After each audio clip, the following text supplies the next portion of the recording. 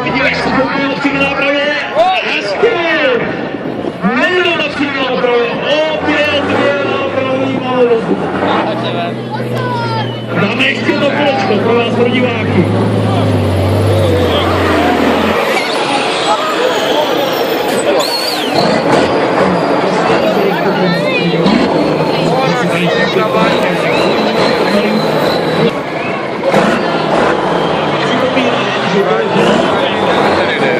Neměl jsem tady dostat. Kde ten jako jede? Že to ještě nepřijel pořád.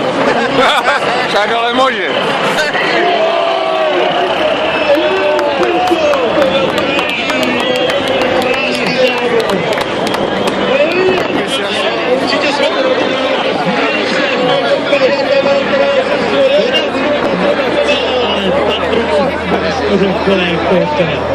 Hezky.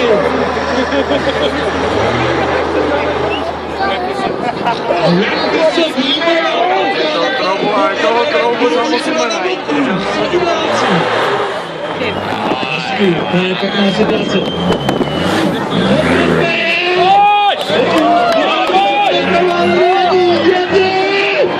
A teď pozor, na brzdy. Ten autovák má 70% váhy. Motor je tam není. Výkonový je bez všechny hranice.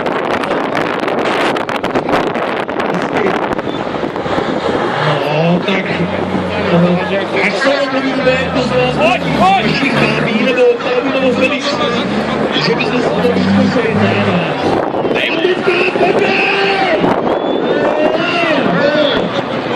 To bylo podle mě slabé, to by bylo trošku slabé na plyn.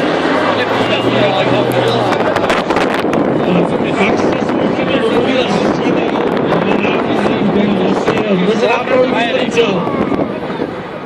tak se zkusíme domluvit, kolik vlastně ten Delťák přijde do demonstrační, že stále možná 15-17 litrů.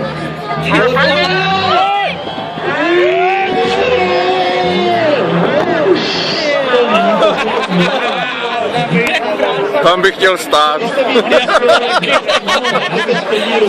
A tam bych zastavil a vždycky 4 kola.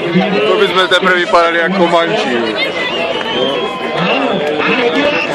Ty vole, doufám, že tam sedí, jako.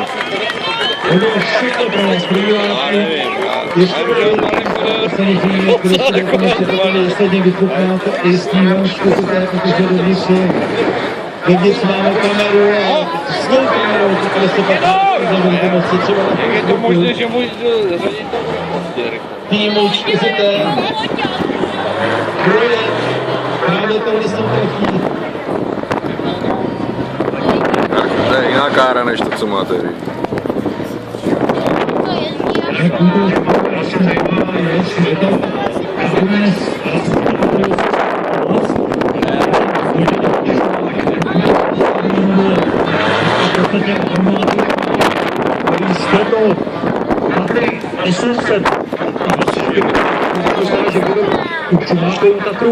Berou se velké diskuze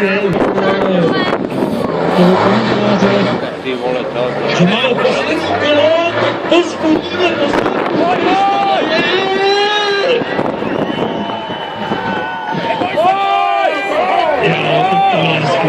to bylo hezky.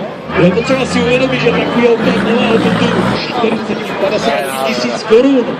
Ale takový auták má hodnotu 40-50 tisíc euro, což je jiná liga.